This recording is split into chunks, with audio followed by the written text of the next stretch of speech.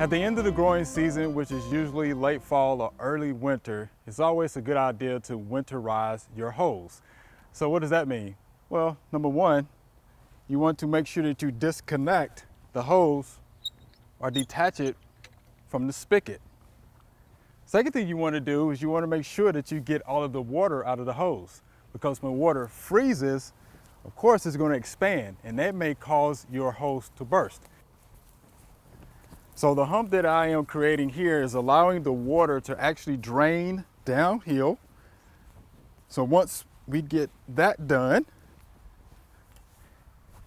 then we can coil it, we can bring it inside our garage or our storage areas for the winter.